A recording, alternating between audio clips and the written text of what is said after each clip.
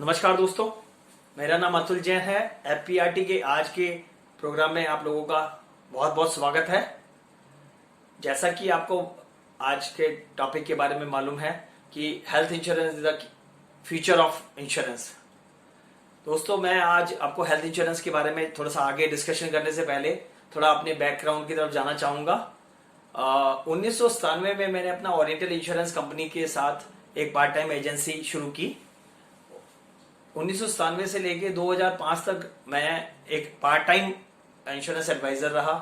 और part time इसलिए रहा कि जनरल इंश्योरेंस के अंदर ये बात मुझे बहुत अच्छे से समझ थी कि जनरल इंश्योरेंस के अंदर आपको सर्विसेज बहुत देनी पड़ेंगी। जनरल इंश्योरेंस के अंदर आपको क्लेम्स की प्रोबेबिलिटी थोड़ी सी ज्यादा होती है in compare to the life insurance policies के हिसाब से। तो ये मुझे बहुत पहले से समझ आ चुका था कि भाई मुझे जो काम करना है, बेसिकली इंश्योरेंस के अंदर जो काम करना है वो ये है कि जब तक मैं सर्विसेज अच्छे तरीके से नहीं दे पाऊंगा तो मैं अपना लोगों को ज्यादा अपने साथ एंगेज करने नहीं करना चाहता था। तो 2005 में जब मैंने अपनी जॉब से रिजाइन किया और अपने इस प्रोफेशन में एज ए फुल टाइम आने की कोशिश की, जबकि उसके साथ साथ मैं रिटेनरशिप्स भी, अकाउंट्स की रिटेनरशिप्स भी करता रहा। एक इंसिडेंट 2006 या 2007 में कुछ ऐसा हुआ कि एक मेरे ब्रदर के लॉज के यहाँ पे कुछ फैमिली में एक मेजर एक्सीडेंट हुआ। और उस एक्सीडेंट के अंदर एक रिलेटिव की डेथ भी होगी और उनमें 3-4 जने जो बचे हुए थे वो बुरी तरह से डैमेजेस हुए, मल्टीपल डैमेजेस हुए। उनको मैक्स सुपर स्पेशलिटी हॉस्पिटल में ले जाया गया। वहां पे ले जा करके उनके ऊपर बहुत मेजर खर्चे थे। 2 इंश्योरेंस कंपनियों की पॉलिसीज उसमें इन्वॉल्व थी।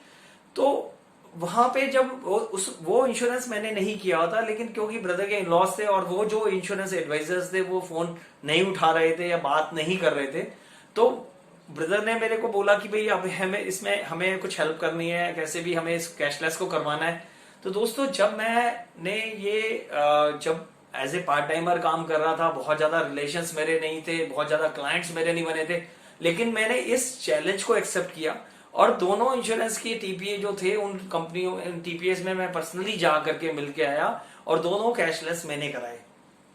तो जब ये दोनों कैशलेस हुए और वो कैशलेस मिलने के बाद फैमिली ब्रदर के इनलॉस के यहाँ जब ये पता लगा कि भाई ये पॉलिसीज अतुल के पास नहीं भी थी और उसके बाद भी उसने बहुत एफर्ट्स करके ये पॉलिसियों के कैशलेस दिलाए, तो वहां से मेरा एक जनरल इंश्योरेंस का एक तरह से बर्थ हुआ। क्योंकि उससे पहले मैं जनरल इंश्योरेंस का कोई बहुत मेजर काम नहीं करता था। इसलिए भी नहीं करता था कि एक सर्विसिंग वाला काम होता था। जब मैं जॉब करता था तो मेरी वाइट कॉलर जॉब थी और बहुत अंगेज रहता था ऑफिस में, और ये भी मेरी कोशिश रहती थी कि भाई मैं अपने ऑफिस के टाइम को किसी भी तरीके से अपने पर्सनल यूज में मत लूं। तो ये मेरा हमेशा से रहता था। तो मुझे ये समझ आ चुकी थी जनरल इंश्योरेंस का काम मैं जब ही करूंगा जब मेरे पास थोड़ा सा टाइम होगा। क्योंकि ये बात बहुत क्लियर थी कि जब यदि किसी क्लाइंट को मेरी जरूरत हुई और मैं उस टाइम पे अपनी कंपनी के क्राइसिस में उलझा हुआ, तो उस टाइम पे क्लाइंट को यदि मैंने उसका फोन नहीं लिया तो वो फिर आगे जिंदगी में मेरे को बात नहीं करेगा। तो ये बात मुझे समझ आ चुकी थी। इसी वजह से मैं जनरल इंश्योरेंस में बहुत ज्यादा काम नहीं करता था। लेकिन ये इंसिडेंट जो हुआ ब्रदर इन लॉ के ब्रदर के इन लॉज में जो ये सब कुछ क्लेम आया और उसमें हेल्प करी, तो उससे क्या हुआ कि हमारी एक अपनी ऐसे एक काम करने का एफर्ट्स पता लग गया कि हम कहाँ कहाँ जाके क्या क्या करा सकते हैं। अपने आप को जानने पहचानने का मौका मिला। फिर दूसरी बात, जब उनके ब्रदर के इनलॉज में हमारा बहुत अच्छे से वहां पे वेलकम हुआ, उसके बाद उन लोगों ने मुझे बहुत सारी पॉलिसी, सारे रिलेटिव्स हमारे पास हमारे क्लाइंट लिस्ट में जुड़ गए और उन्होंने अपने सब लोगों की मेडिक्लेम हमारे पास आई और वो धीरे धीरे धीरे करके हमारा मेडिक्लेम का पोर्टफोलियो बढ़ता गया।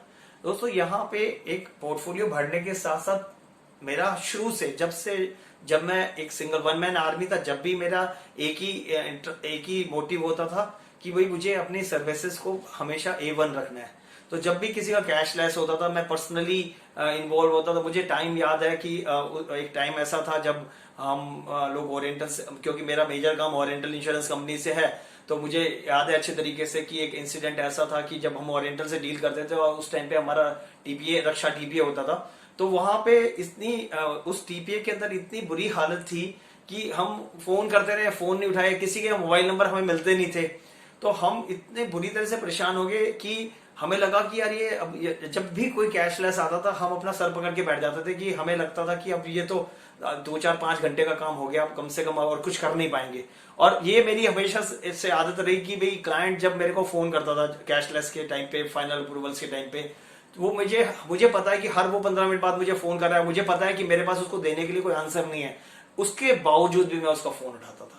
क्यों उठाता था? क्योंकि यदि आप किसी का फोन नहीं उठाते ना तो आप अपने आप को वैसे ही नेगेटिव कर लेते हो। तो ये बहुत बुरा सिनेरियो बन चुका था कि हम लोग समझ ही नहीं पा रहे थे कि हम करें कैसे। जब मैं बहुत परेशान हो गया तो एक दिन मैंने डिसाइड किया कि मैं एक ओरिएंटल के रीजनल ऑफिस में जाऊंगा और वहां पे जो रीजनल ऑफिस में जो डीजीएम सर होते हैं उनसे मिलकर आऊंगा। मैं उनके पास गया, उनके पीए से बात करी। पीए ने कहा कि क्या काम है? मैंने कहा सर मुझे मैडम सर से मिलना है। वहां पे जो मैडम थी उन्होंने मेरा कार्ड वहां पे सर के पास पहुंचाया और सर ने मुझे 5 मिनट का टाइम दिया। उन्होंने बोला कि हाँ बताइए क्या प्रॉब्लम है। मैंने उनको बताया सर ये प्रॉब्लम है कि कोई भी क्लेम आ जाता है तो इतना टाइम लेते हैं ये डीपीए वाले, इतना टाइम लेते हैं ये डीपीए वाले कि हम लोग परेशान हो जाते हैं और हमारे पास ऑप्शन नहीं रहती, हम और कुछ काम ही नहीं कर पाते।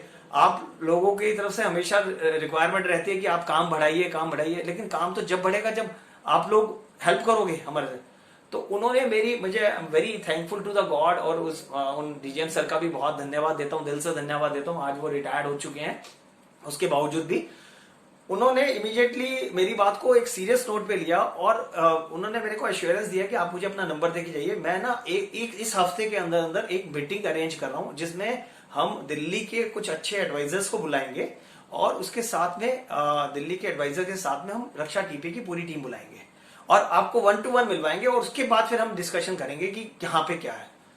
मैंने उनको अपना नंबर देके चला और 3-4 दिन के बाद उनका सर के ऑफिस से मुझे फोन आया कि ऐसे ऐसे आप 4 बजे वहां पे उस टाइम पे जीवन भारती बिल्डिंग में ओरिएंटल का ऑफिस होता था, आप जीवन भारती बिल्डिंग पहुंच जाना, वहां पे रक्षा टीपीए की पूरी टीम आएगी और हम लोग वहां पे आप लोग से मीटिंग करा रहे हैं टीपीए के लोगों से। जब वो टीपीए के लोग आए और हम लोग इंश्योरेंस की तरफ से इंश्योरेंस एडवाइजर्स जो भी थे, जितने भी हम 11-12 एडवाइजर्स थे, सब लोगों की ग्रीवेंसेस एक ही थी कि आप सर, हमने उनसे वहीं पे डीजीएम सर साथ बैठे थे, हमने कहा सर हम आपके सामने ये नंबर मिला रहे हैं, ये रक्षा टीपीए का लैंडलाइन नंबर है, आप देखना सर ये आप घंटों तक मिलाते रहिए सर, ये उठेगा ही नहीं फोन। तो जब उन्होंने हमारी बात को रियलाइज किया तो उन्होंने उनको देन एंड देयर इंस्ट्रक्शंस दी कि आप इन सब एडवाइजर्स के नंबर पहले दे लीजिए और आप अपने मोबाइल नंबर सबको इनको हमारे एडवाइजर्स को दीजिए और आपने टोल फ्री नंबर ऐसे रखिए जो फोन उठे भी। यदि आपकी एक और कंप्लेंट हमारे पास आ गई तो हम आपको टी पैनल कर देंगे। और उस दिन हमें लगा कि सच में सरकारी कंपनियों में भी कोई सुनवाई होती है। उसके बाद टीपीए को समझ आ गया कि भाई ये लोग एग्रेसिव लोग हैं, ये लोग वैसे नहीं है जिनको आप ऐसे छोड़ सकते हैं। उन लोगों ने उसी टाइम हमें अपने साथ मोबाइल नंबर शेयर करे और वो दिन है और आज का दिन है। We are still working with Raksha TPA और आज सर्विसेज के मामले में मैं मतलब पिछले इतने सालों से मैं डिफरेंट टीपीए से डील कर रहा हूं, लेकिन आज मैं इस प्लेटफॉर्म से बिल्कुल क्लियर बताना चाहता हूं जो सर्विसेज रक्षा टीपीए की हैं वो किसी भी टीपीए से नहीं मिलते। तो दोस्तों ऐसे इस तरीके से हमने धीरे करके अपने जनरल इंश्योरेंस के काम को बढ़ाया और जैसे जैसे हमने अपने जनरल इंश्योरेंस के काम को बढ़ाया उसके बाद आज हमारे पास टीम है, मेरे पास एक अच्छी बड़ी टीम है और वो हेल्थ मैनेजर है। तो जब भी हमारा जो कोई कैशलेस की जरूरत होती है, जब भी कोई रिइंबर्समेंट आता है तो हमारी टीम बहुत अच्छे से हैंडल करती है और हमारी जो हाईएस्ट प्रायोरिटी होती है क्लाइंट को सर्विसेज देने की होती है।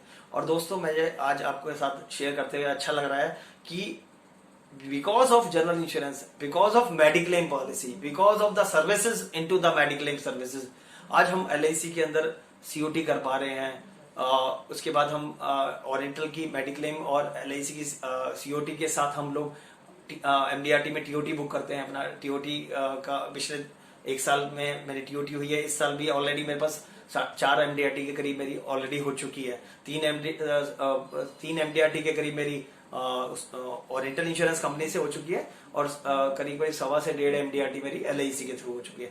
तो दोस्तों ये एक जनरल इंश्योरेंस जो मेरा जो टॉपिक था कि health insurance the key of future success of future, आगे का जो टाइम है वो सिर्फ हेल्थ से लिंक्ड है। क्योंकि जब आप आपको सामने वाले ने आपकी सर्विसेज ली हुई होती है ना, तब वो आपके साथ आपकी लिसनिंग मोड में होता है। और जब वो आपके साथ लिसनिंग मोड में होता है तो आपके लिए थोड़ा सा इजी हो जाता है अपने बिजनेस को आगे बढ़ाने में, थोड़ा सा अच्छे से वो आपको समझ पाता है। और हम लोगों का जितना भी लाइफ इंश्योरेंस का बिजनेस है वो हमारा सारा का सारा only because of good services, excellent services of general insurance की जो सर्विसेज हम क्लाइंट को देते हैं उसके बेसिस पे है। तो दोस्तों, जैसा मुझे आज का टॉपिक मिला था, मैंने अपने इस 15 मिनट के अंदर मैंने कोशिश करी कि आपको जो वैल्यू दे सकूं वो देने की कोशिश करी। और जो भी मैंने आपसे बातें कही वो सारी मेरी अपने एक्सपीरियंस की बातें थी। सारी की सारी मैंने अपने तरीके से जो 20-22 सालों में मैंने जो भी सीखा है, समझा है, जो मैंने सिस्टम अडॉप्ट करे हैं, वो सब चीजों के साथ मैंने आपको शेयर करे हैं। मुझे लगता है कि आज की जो ये मेरी आपकी ये डिस्कशन है, जो आपसे बात करने का तरीका जो है वो आपकी हेल्प करेगा। और इसके अलावा यदि आपको कभी भी किसी भी इंश्योरेंस, जनरल इंश्योरेंस के अंदर कहीं पे भी आपको मेरी जरूरत होगी तो आप मुझे कॉल कीजिएगा, आप मुझे मेल कीजिएगा, आप मेरी पीए से बात कीजिएगा। मैं आपको अश्योर करता हूं कि जो मेरे से हो सकेगा वो मैं डेफिनेटली आपकी हेल्प करूंगा।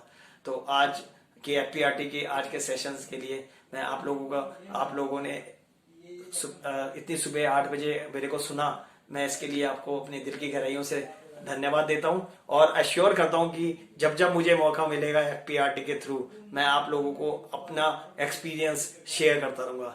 Thank you so